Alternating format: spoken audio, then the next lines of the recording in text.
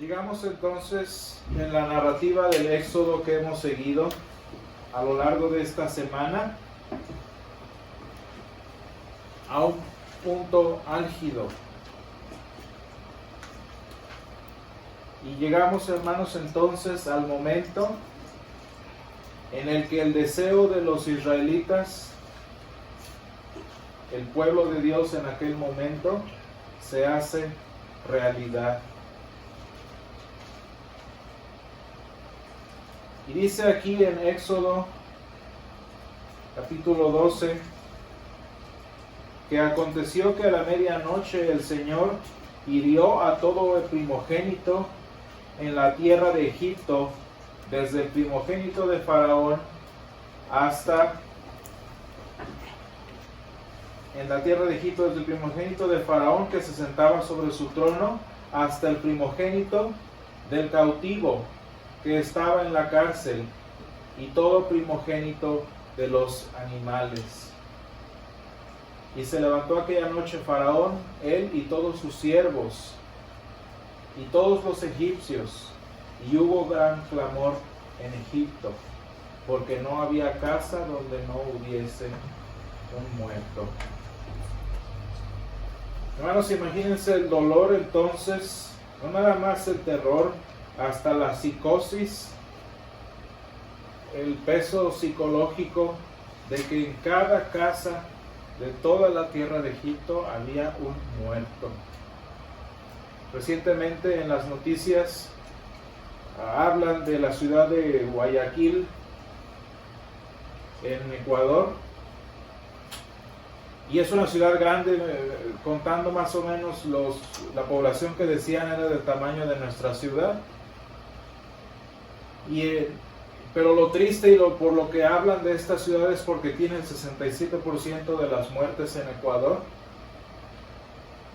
en torno al virus, a la pandemia que estamos sufriendo en este tiempo.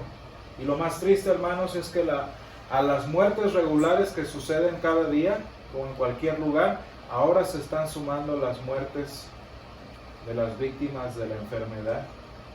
Y hermanos, lo más triste de todo esto es que ya se superó la capacidad de respuesta de las casas funerarias, de las morgues, de los cementerios, y la gente se está viendo orillada a dejar literalmente a sus muertos en la calle.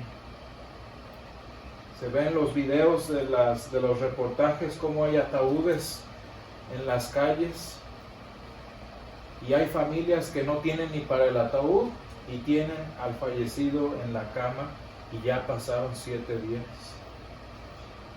Imagínense lo terrible que se va a poner la situación conforme más pasen los días. Imagínense el dolor que siente esta familia, que están tan desesperados, no nada más por el dolor, sino por el deshacerse de los cuerpos.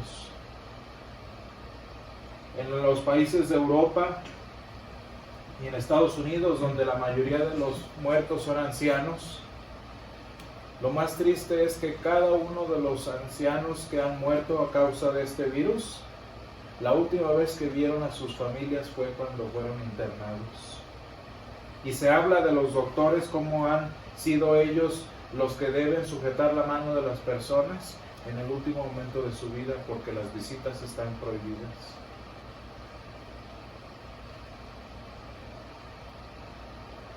Entonces imagínense el clamor, y dice la palabra con una frase que no repite en muchos lugares, dice: hubo un gran clamor.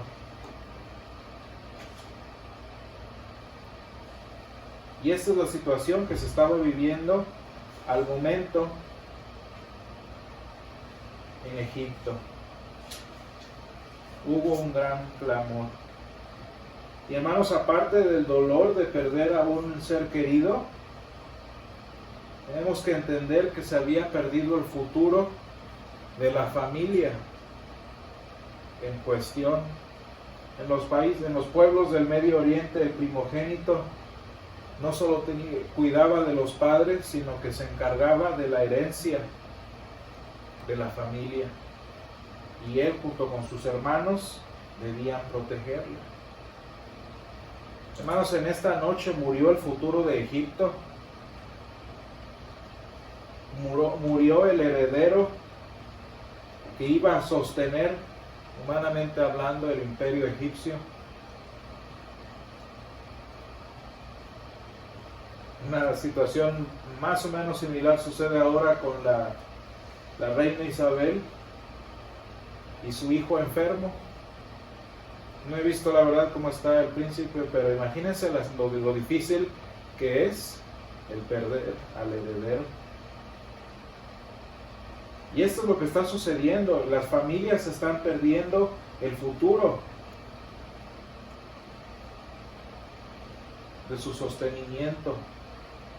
Las familias se están quedando sin ese hijo que debe tomar el peso y la responsabilidad de la vejez de sus padres. Pero hermanos, a la vez que se está perdiendo esto en la tierra de Egipto, noten cómo el Señor está resguardando y ya resguardó y protegió el futuro de su pueblo. Y dice la palabra que ninguno de los hijos de Israel, ninguno de los primogénitos murió en aquella noche. El Señor estaba en esa noche guardando para sí el remanente, el futuro de las familias de su pueblo. Y hermanos, así como en esa noche el Señor libró la herencia de su pueblo, es el mismo que nuestro Señor Jesús salva y libra el día que murió en la cruz. Nosotros los cristianos, nosotros su pueblo, somos ese primogénito de entre las familias de la tierra que el Señor libró en la cruz. Y hermanos, de todas las naciones que existen, de entre los judíos, de entre los musulmanes, los rusos, los asiáticos, los africanos, el Señor libró a su pueblo, que es la iglesia. Y nosotros somos ese remanente que el Señor ha guardado para prosperar el futuro de su pueblo, que es la iglesia. Y pensando una vez más en la narrativa del día en que la última plaga se cumple, pensamos también cómo este dolor, este terror que se está viviendo en las casas egipcias después de que la profecía se cumple, todo se enfatiza por la oscuridad de la noche en que sucedió. ¿Alguna vez habían notado que la muerte de los primogénitos y el éxodo pasó a medianoche?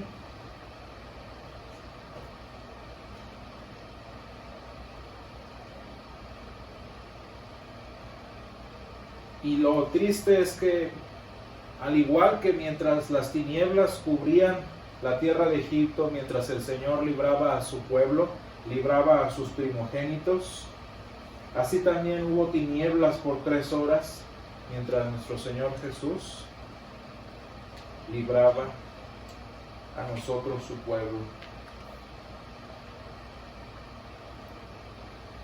Y hermanos, vemos similitudes entre Éxodo y el Viernes Santo, entre el éxodo histórico del pueblo de Israel y el éxodo eterno del pueblo de Dios en el Viernes Santo. Y una de las tantas similitudes, que es quizá la más triste de todas ellas, es que piensen ustedes lo bonito que sintieron todas las familias hebreas al ver que sus hijos estaban sanos. Escuchando en los vecindarios próximos, escuchando en las proximidades, en las casas de sus patrones, el dolor de las familias llorando a sus hijos, y ellos estaban a salvo. Hermanos, de todos la tierra de Egipto, ningún primogénito vivió. Pero lo triste, hermanos, es que para que todos los primogénitos hebreos sobrevivieran, para que todos nosotros, los primogénitos de las naciones, sobreviviéramos, hubo un primogénito que no sobrevivió las tinieblas. Hubo un primogénito que murió mientras las tinieblas cubrían la tierra. La vida de los primogénitos, tanto en el Éxodo como la vida de nosotros primogénitos de entre las naciones, es el resultado, es el fruto de que el primogénito de la creación haya entregado su vida en propiciación. Fíjense, todos los primogénitos del pueblo de Dios se salvaron, excepto el primogénito del Padre.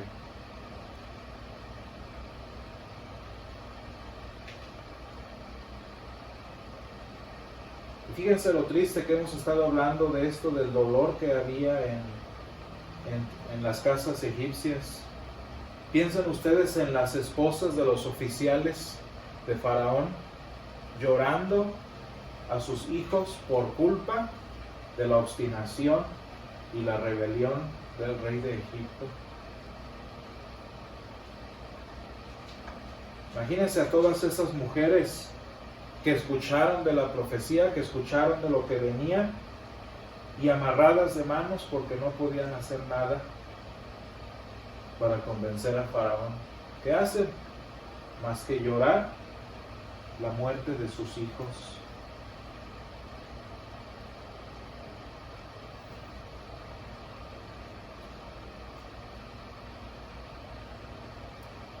Y lo triste es que también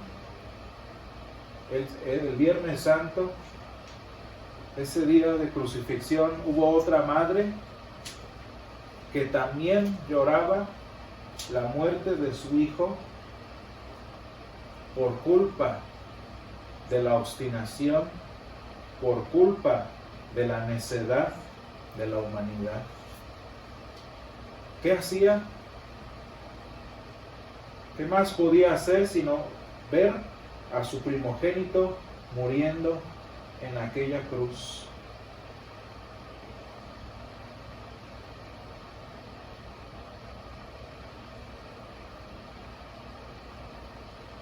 Y es triste que dice aquí que los egipcios apremiaban al pueblo, diciéndoles, váyanse, dándose prisa, dice la palabra, para echarlos de la tierra, como dice Éxodo 12:33. Váyanse, ya se acabó.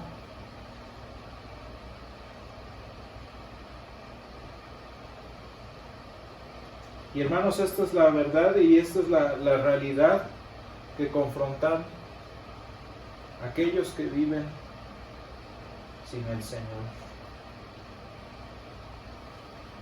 Es muy curioso notar el detalle ese que aparece en los evangelios cuando Pilato escribe sobre la cabeza de Jesús, el rey de los judíos. Y dicen los sacerdotes, como acabamos de leer, ¿por qué escribiste eso? Ponle, él dijo, prácticamente ponle comillas. Y Pilato les dice, lo que escribí, y así se quedó. Fíjense cómo a pesar de que Israel los están corriendo, a pesar de que los están echando de la tierra, se van a llevar todas las riquezas de Egipto. Y dice el versículo 36, así despojaron a los egipcios.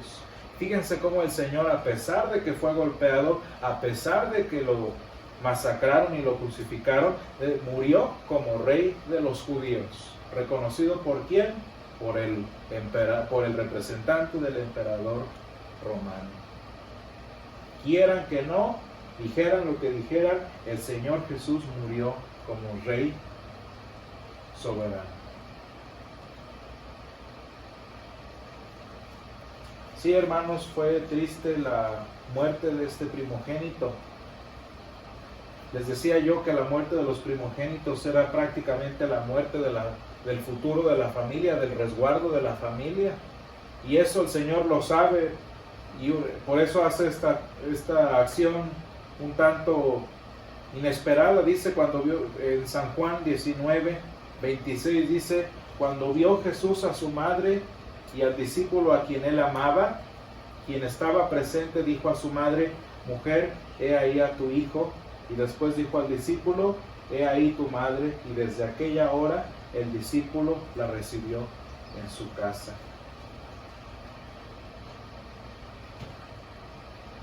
Qué importante, hermanos, y qué nos enseña esta frasecita, este evento, de que a pesar de que el primogénito de la Virgen María, a pesar de que el primogénito de la creación, como dicen las epístolas, moría, el Señor aquí nos enseña algo, que con su muerte el futuro de su pueblo no estuvo en peligro. El futuro de su pueblo, de su propia familia, de su mamá, que no tenía ni esposo para este momento, ni hijos que la sustentaran, el Señor asegura el futuro de su pueblo mediante su muerte. ¿De qué manera? Aquí lo hizo literalmente encomendándolo a su discípulo, pero ¿qué sucede más adelante al final de la sesión que leímos hoy en el versículo 30? Dice que cuando Jesús hubo tomado el vinagre, dijo, consumado es. Esas palabras, consumado es, fueron las palabras que Jesús utilizó para garantizar el futuro de libertad y de salvación de su remanente, de su pueblo Israel.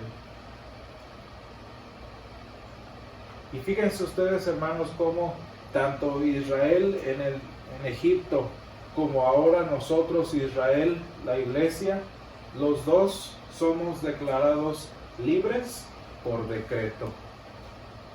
Y Faraón dijo, váyanse. Y el Señor Jesús dice, consumado es. Con estas palabras, hermanos, el Señor decretó nuestra libertad. Y con esta declaración, con esta profecía, nosotros, su pueblo, hemos sido sanados. Dice Isaías 53, que por sus heridas, que por su llaga, fuimos nosotros curados. Por su llaga fuimos nosotros curados.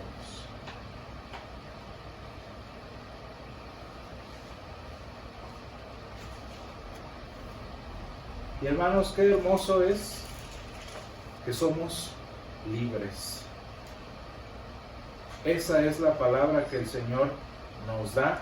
Ese es el decreto que el Señor nos dice, se acabó. Fueron 430 años de esclavitud en Egipto, y con una palabra, con una acción, el Señor los sacó de la tierra de Egipto, de casa de servidumbre. Y hermanos, yo no sé cuánto tiempo nosotros vivimos en esclavitud personal, pero con una palabra, consumado es, el Señor Jesús nos hizo libres de nuestra esclavitud. Que el Señor nos bendiga en este día en el que recordamos ese momento en que el Señor nos hizo libres. Vamos a orar. Bendito Padre Celestial, gracias Señor te damos en esta tarde, porque en un día como hoy, Señor, de aquel Viernes Santo, aquel día en el que las tinieblas sobrenaturales cubrieron la tierra,